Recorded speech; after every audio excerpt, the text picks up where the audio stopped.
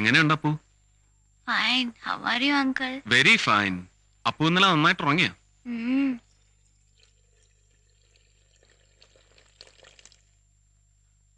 എവിടെ പപ്പ എവിടെ? ഞാനിവിടെ ഉണ്ട്. ഹാ, ഇതെന്താ ഇത്? അപ്പുവിന് ലേശം പനി വന്നോന്ന് വെച്ച് ബാലു അവന്റെ അടുത്തൊന്നും മാറുന്നില്ലല്ലോ. ഓ, പപ്പയുടെ ഒരു സ്നേഹം. ഏതായാലും പപ്പയെ ഞാൻ കുറെ നേരത്തേക്ക് അങ്ങോട്ട് കൊണ്ടുപോവുക. അപ്പുവിന് ലേശം സ്വസ്ഥത കിട്ടട്ടെ. വാ. പപ്പാ, മിന്നുനോടൊന്ന് പറയോ എനിക്ക് പനിയാണെന്ന്? അപ്പൊ മിന്നു വരും. പറയാം, മിന്നു വരും, തീർച്ചയായും വരും.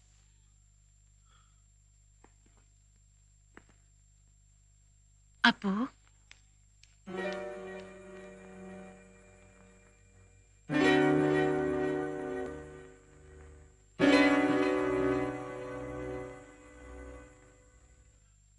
ഗോപ, ഞാനൊന്ന് പോയിട്ട് വരാം.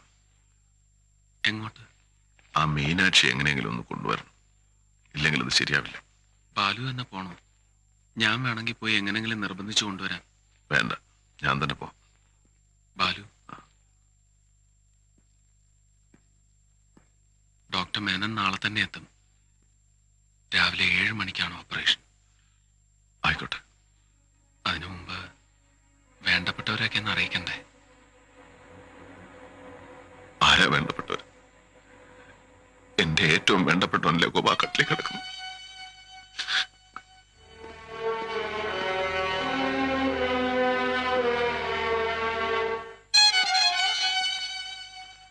അവനെ തിരിച്ചു തന്നേക്കണേ ഗോപ. എന്റെ പൊന്നുമോനെ തിരിച്ചു തന്നേക്കണേ.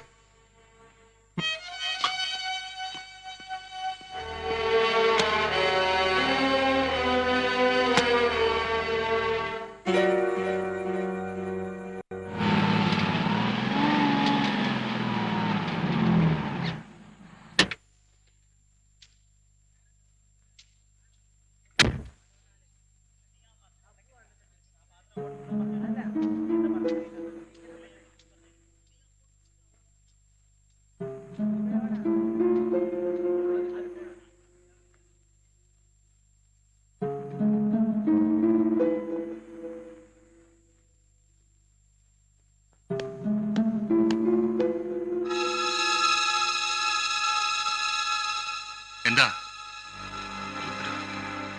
കാലിൽ വീണൊരു സഹായം ചോദിക്കാനാണ് ഞാൻ വന്നത്. ആ സഹായം രുദ്രൻ എനിക്ക് ചെയ്തു തന്നേ പറ്റൂ.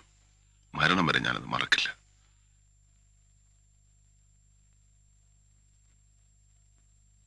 എന്റെ മോൻ അപ്പുവിന് സുഖമില്ല, ആശുപത്രിയിലാണ് അവൻ. നാളെ രാവിലെ 7 മണിക്ക് അവന്റെ ഓപ്പറേഷനാണ്. ഓപ്പറേഷന് മുമ്പ് മീനാക്ഷി ഒന്ന് കണ്ടാൽ കൊള്ളാമെന്നവൻ പറഞ്ഞു. എങ്ങനെയും വിളിച്ചോണ്ട് ചെല്ലാമെന്ന് ഞാൻ ഏൽക്കുകയും ചെയ്തു. കുറെ നേരത്തേക്ക് അവന്റെ അരികെ വന്നിരിക്കാൻ മീനാക്ഷിയോടൊന്ന് പറയണം. ഇതെന്ത് കളിയാ? മിസ്റ്റർ, ഇന്ന് രാത്രി അവിടെ കല്യാണമാണ്. കല്യാണ പെണ്ണിനെ എങ്ങനെ പുറത്തേക്ക് വിടുക?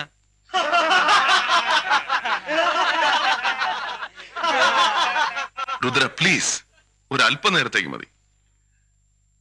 എന്റെ മനസ്സിന്റെ വേദന രുദ്രൻ അറിയാത്തോണ്ടാ. എന്റെ മോന്റെ ജീവന്റെ നല്ല രുദ്രൻ അറിയാത്തോണ്ടാ. ഞാൻ അറിഞ്ഞും അറിയാതെയും ചെയ്ത എല്ലാ തെറ്റുകളും പുറത്തതാ. രുദ്രൻ എന്നോടൊപ്പം വാ. പരസ്യമായിട്ട് ഞാൻ മാപ്പ് പറഞ്ഞ് രുദ്രന് വേണ്ടി എന്തൊക്കെ ചെയ്യാമോ അതൊക്കെ ചെയ്യാം. അതും പോരെങ്കിൽ ഇന്ന് എനിക്കുള്ളത് മുഴുവൻ ഞാൻ രുദ്രന് തരാം. ഇത് വെറും ഭംഗിവാക്കല്ല. മതി സാർ, ഒരു വാക്കും പറയണ്ട. മീനാക്ഷി അയക്കില്ല. രുദ്ര, പ്ലീസ്. അധികം വർത്താനം പറയാതെ വേഗം പോയിക്കോളൂ, അതാ നല്ലത്.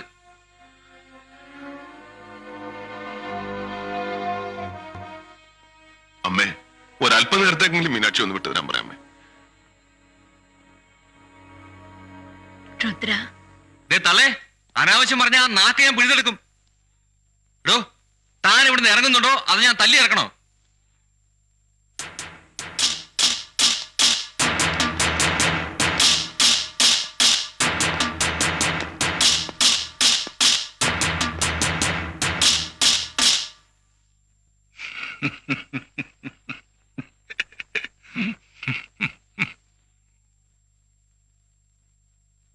ബാലു സാറേ, ഞാനൊരു രാഷ്ട്രീയക്കാരൻ.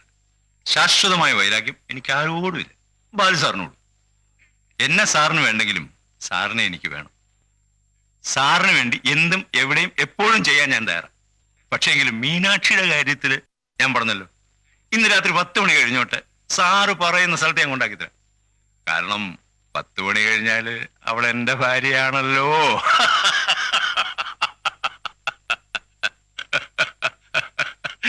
ഇപ്പൊ അവളുടെ കാര്യം തീരുമാനിക്കുന്ന രുദ്രന. ഞാൻ എങ്ങനെ ഇടപെടാൻ? വയസ്സാം കാലത്ത് അവൻ എനിക്കൊരു സഹായം ചെയ്തു തരിക. അതിനിടയ്ക്ക് ഞാൻ അവിടെ പോയി അവനെ ബുദ്ധിമുട്ടിക്കാൻ നോക്കൂ? സാറ് പറ.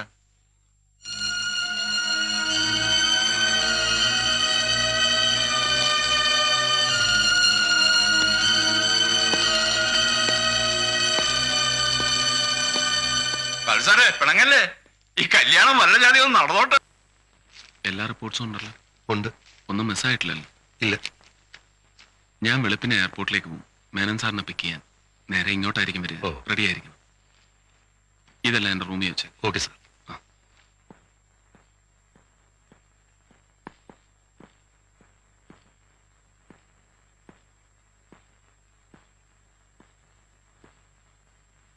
എന്താ ബാലു? അവര് വിട്ടില്ല. ആ മീനാക്ഷി അവര് വിട്ടില്ല. ഒരുപാടൊക്കെ പറഞ്ഞു നോക്കി.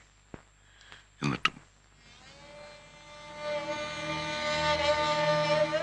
ഇനി ഞാനെങ്ങനെ അപ്പുന്റെ മുറിയിലേക്ക് പോകും? എങ്ങനെ അവന്റെ മുഖത്ത് നോക്കും? എന്ത് പറയുവാനോട്? ഓ, അതാണോ കാര്യം? സാരമില്ല ബാലു.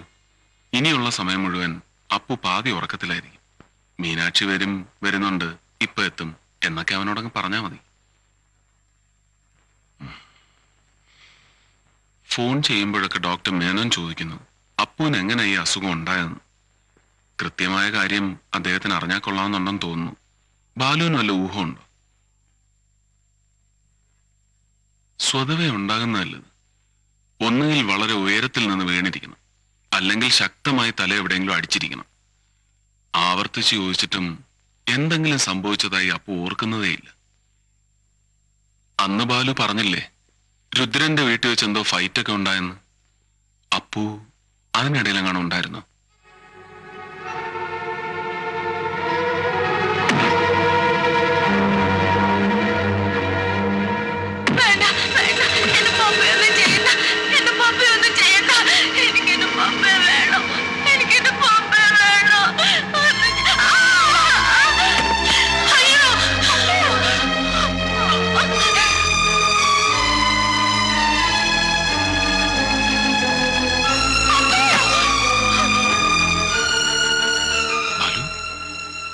ബാലു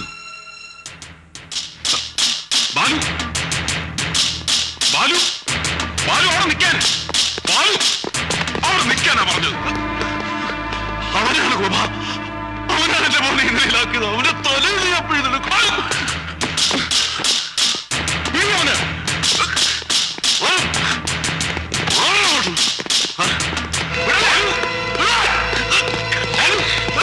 എന്തായി കാണിക്കുന്നേ? പറയുന്നത് കേൾക്കാം. നിക്കേ ഗോപ, പിടലേ, എനിക്ക് ജീവിക്കണ്ട ഗോപ. അവന്റെ തലയും പിഴുതെടുക്കും. പിടലേ, ഞാനാ പറഞ്ഞു പോകരുത്. പിടന്നെ. ഓ ബാലു പോകും. ഞാൻ പോകും.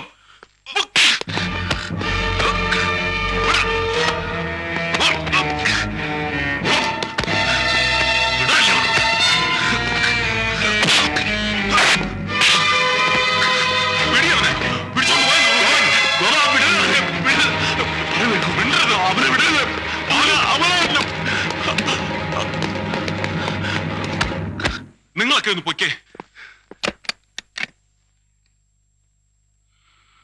എന്താ ബാലു ഇത്? ബാലുവിന് ഭ്രാന്ത് പിടിച്ചോ? ഗോപ, അവൻ ചെയ്തെന്താ? മിണ്ടണ്ട. അവിടെ കിടക്കുന്ന ആ കുഞ്ഞിന്റെ ജീവൻ മറന്നിട്ട് ബാലുവിന് ഒരുത്തനെ കൊല്ലണമല്ലേ? എന്നിട്ട് മോനോടുള്ള സ്നേഹം കാണിക്കണമല്ലേ? ബാലു ഒരിക്കലും അവനെ സ്നേഹിച്ചിട്ടില്ല. ഇത്രയും കാലം സ്നേഹം വെറുതെ നടിച്ചിട്ടേ ഉള്ളൂ. ഒരു 5 മിനിറ്റ് അടുപ്പിച്ചിരുന്നിട്ടുണ്ടോ അവന്റെ അടുത്ത്? എന്തെങ്കിലും ശകാരമല്ലാതെ ഒരു നല്ല വാക്കെങ്കിലും പറഞ്ഞിട്ടുണ്ടോ അവന്റെ അടുത്ത് ഇതുവരെ? എന്നിട്ടിപ്പോ പോവാൻ പോകുന്നു മോനോടുള്ള സ്നേഹം കാണിക്കാൻ. ഒരല്പമെങ്കിലും സ്നേഹം ഉണ്ടെങ്കിൽ പോയി ഇരിക്കാം അവന്റെ അടുത്ത്. നേരം വെളുക്കും വരെ. നാളെ രാവിലെ അവന്റെ ഓപ്പറേഷന്.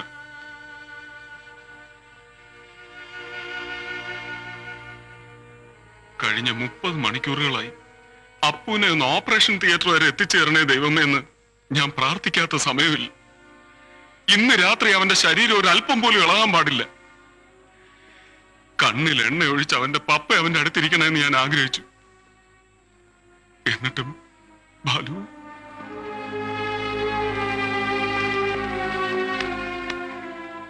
വിഷമിക്കണ്ട ബാബ. ഞാനിരുന്നോളെ എന്റെ മോന്റെ അടുത്ത്. എത്ര രാത്രികൾ വേണമെങ്കിലും അവൻ അല്പം പോലും അനങ്ങാതെ ഞാൻ നോക്കാം. നീ വിഷമിക്കണ്ട.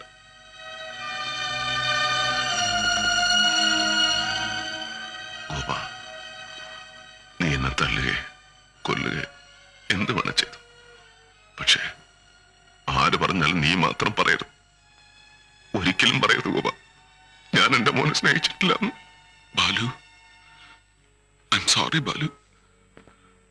സാരമില്ല. ഇനി എന്റെ മോനെ നീ എനിക്ക് തന്നെ വിട്ടു തന്നേക്കും. ഞാൻ നോക്കിക്കോളാം.